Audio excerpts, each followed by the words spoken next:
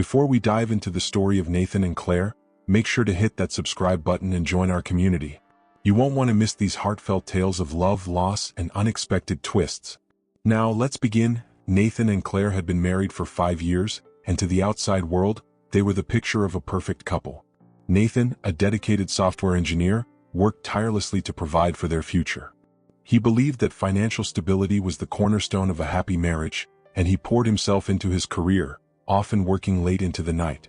Claire, on the other hand, had once been the life of every gathering, vibrant, witty, and full of dreams. But over time, the spark in her eyes had dimmed, replaced by a quiet resignation that Nathan couldn't quite understand. Their relationship had always had its ups and downs, but Nathan had always believed they were solid. He loved Claire deeply, even if he struggled to express it in ways that resonated with her. He thought his long hours and sacrifices were proof of his devotion. But as the years passed, he began to notice subtle changes in Claire. She spent more time on her phone, often lost in thought, and their conversations became superficial, revolving around mundane topics like bills and groceries. The intimacy they once shared, both emotional and physical, had faded, leaving behind a void that neither of them knew how to fill. One evening, Nathan decided to surprise Claire with a candlelit dinner. He had been working late for weeks and he wanted to make up for his absence. He cooked her favorite meal, lasagna with garlic bread, and set the table with their best china. He even bought a bottle of expensive red wine, hoping the gesture would rekindle the spark they had lost. As they sat down to eat, Nathan noticed that Claire seemed distracted. She barely touched her food, and her responses to his attempts at conversation were short and distant. After her third glass of wine, Claire finally broke the silence. "Nathan," she said, her voice trembling, "I need to tell you something." Nathan's heart sank. He could tell from her tone that whatever she was about to say would change everything. "What is it?" he asked, trying to keep his voice steady. Claire took a deep breath. "I've never had an orgasm with you," she confessed, her eyes avoiding his. "And I've been seeing someone else?" The room seemed to spin as Nathan processed her words. "What do you mean?" he asked, his voice barely above a whisper. "Liam, he's different," Claire continued, her words spilling out in a rush. "He makes me feel things I've never felt before. I'm sorry, Nathan, but I can't keep pretending." Nathan felt like he had been punched in the gut. He had always thought their love was strong enough to withstand anything, but now he realized how naive he had been. The woman he had devoted his life to had been unfaithful, and the pain of her betrayal was almost too much to bear. And without saying a word, Nathan stood up and walked out of the room. He spent the night on the couch, staring at the ceiling, his mind racing with thoughts of what had gone wrong. By morning he had made his decision. He packed a bag, left a note on the kitchen counter, and walked out the door. The weeks that followed were a blur for Nathan. He moved into a small apartment on the other side of town, trying to distance himself from the life he had shared with Claire. He threw himself into his work, staying late at the office and taking on extra projects to keep his mind occupied. But no matter how busy he was, he couldn't escape the pain of Claire's betrayal. That night, he would lie awake, replaying their last conversation in his mind. He wondered if he had missed the signs, if he could have done something differently. He had always thought he was a good husband, loyal, hardworking, and devoted. But Claire's confession had shattered his confidence, leaving him questioning everything he thought he knew about love and marriage. Nathan's friends tried to reach out, but he pushed them away. He didn't want to talk about what had happened. He didn't want to admit that his marriage had failed. Instead, he buried himself in his work, using it as a shield to protect himself from the pain. But the pain was always there, lurking beneath the surface. It manifested in small ways: a sudden tightness in his chest when he passed a restaurant they used to visit, a lump in his throat when he heard a song they used to dance to. He tried to convince himself that he was better off without her, but deep down he knew he was lying to himself. Meanwhile, Claire's life began to spiral out of control. After Nathan left, she felt a mix of relief and guilt. She had been honest with him, but the weight of her actions began to crush her. She started going out more, trying to fill the void with casual relationships. She dated men who were exciting and unpredictable, but none of them could give her the stability and love she had once had with Nathan. One night, after a particularly bad date, Claire found herself sitting alone in a dimly lit bar, nursing a glass of wine. She thought about Nathan, how kind and patient he had always been, how much he had loved her. She realized that she had taken him for granted, and the guilt began to eat away at her. Claire's life continued to deteriorate. She began to drink more heavily, using alcohol to numb the pain of her mistakes. She dated men who were only interested in one thing, and she let them take advantage of her, hoping that their attention would make her feel wanted. But each encounter left her feeling emptier than before. One night, after a particularly bad experience with a man who had left her feeling used and worthless, Claire broke down.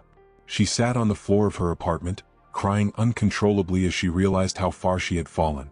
She thought about Nathan, how he had always been there for her, how he had loved her unconditionally. She knew she didn't deserve him, but she also knew that she couldn't keep living like this. Claire decided to reach out to Nathan. She didn't know if he would forgive her, but she knew she had to try. She called him, her hands shaking as she dialed his number. When he answered, she could hear the surprise in his voice. "Claire?" he said, his tone cautious. "Nathan, I need to see you," she said, her voice breaking. "I need to talk to you." There was a long pause before Nathan finally agreed to meet her. They arranged to meet at a quiet cafe, and as Claire sat waiting for him, she felt a mix of hope and fear. When Nathan walked in, she was struck by how different he looked. He seemed more confident, more at peace, and it made her realize how much she had lost. They sat down at a table and Claire began to speak. She told Nathan everything, how she had felt trapped in their marriage, how she had sought excitement elsewhere, and how she had come to realize that what she had with him was real. She apologized for hurting him, for betraying his trust, and for taking him for granted. Nathan listened in silence, his expression unreadable. When she finished, he took a deep breath and said, "Claire, I loved you more than anything. But you broke my heart. I don't know if I can trust you again." Claire nodded, tears streaming down her face. "I understand," she said. "I don't expect you to forgive me. I just needed you to know how sorry I am." Nathan looked at her for a long moment, then reached across the table and took her hand. "I don't know if we can fix this," he said, "but I'm willing to try." Nathan and Claire began to rebuild their relationship, one step at a time. They went to counseling, working through the issues that had driven them apart. They learned to communicate openly and honestly, and slowly they began to trust each other again. One night, as they lay in bed together, Claire turned to Nathan and said, "I love you. And I'm so grateful that you gave me another chance." Nathan smiled and pulled her close. "I love you too," he said. "And I'm glad we found our way back to each other." As they made love that night, Claire experienced something she never had before, a real, deep, and overwhelming orgasm. It wasn't just physical, it was emotional. She realized that what she had been searching for all along was the love and connection she had with Nathan. And in that moment, she knew that they were meant to be together. Nathan and Claire's journey wasn't easy, but it was worth it. They learned that love isn't just about passion and excitement. It's about trust, commitment, and forgiveness.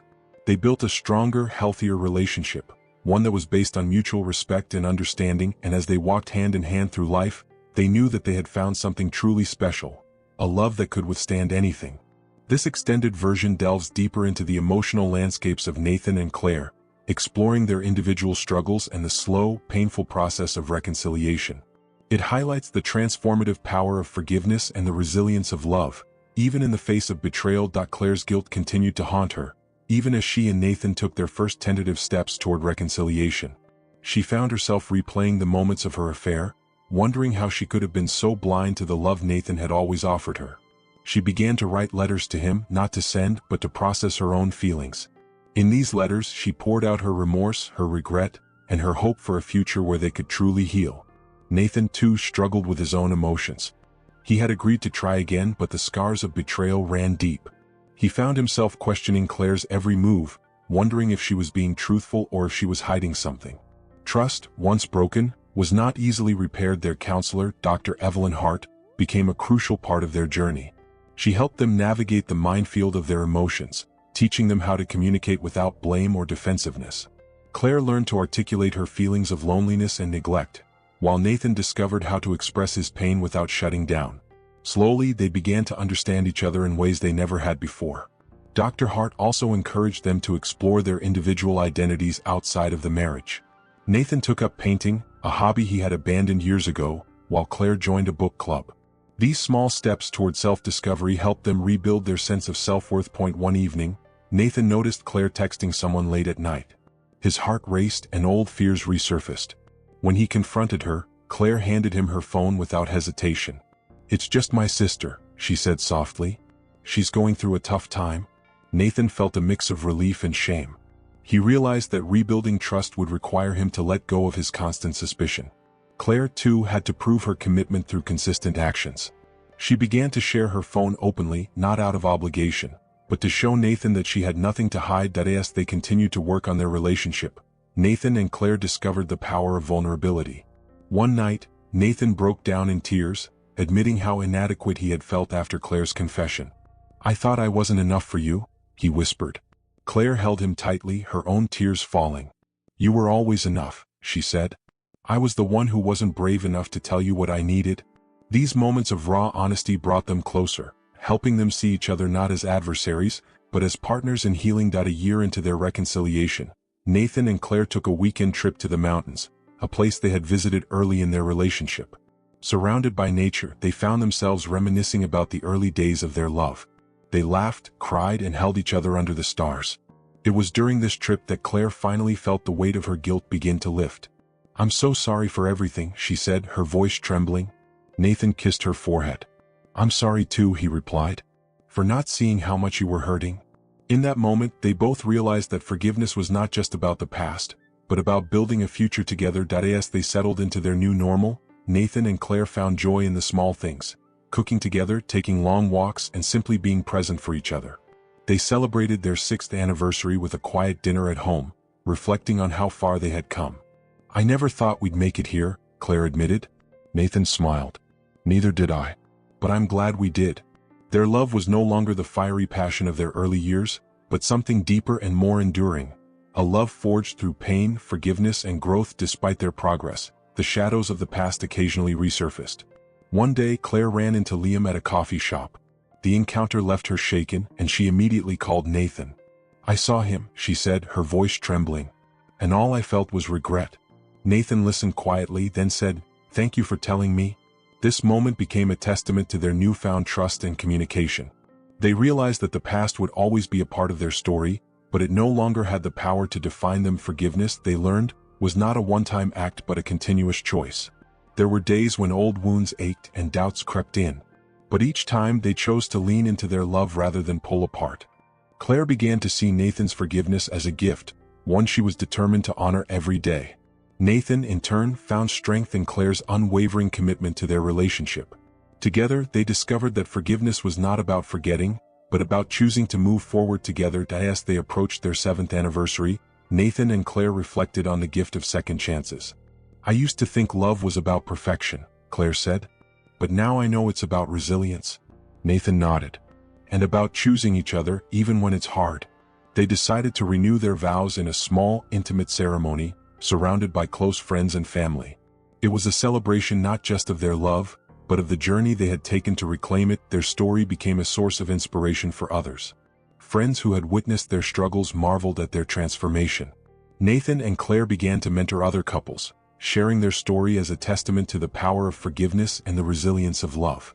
They knew their journey was far from over, but they faced the future with hope and a deep sense of gratitude for the love they had fought so hard to rebuild. As they walked hand in hand through life, Nathan and Claire knew that their love was a work in progress. There would be challenges ahead, but they were ready to face them together. They had learned that love was not about avoiding pain, but about finding beauty in the broken places. And in each other, they had found a love that was not only resilient but transformative. A love that had the power to heal, to grow, and to endure. Thank you for joining me on this journey. If you enjoyed this story and want to explore more tales of love, vulnerability, and transformation, don't forget to subscribe to my channel. Turn on notifications so you never miss an episode, and let me know your thoughts in the comments below. Your support and feedback are what make this adventure possible.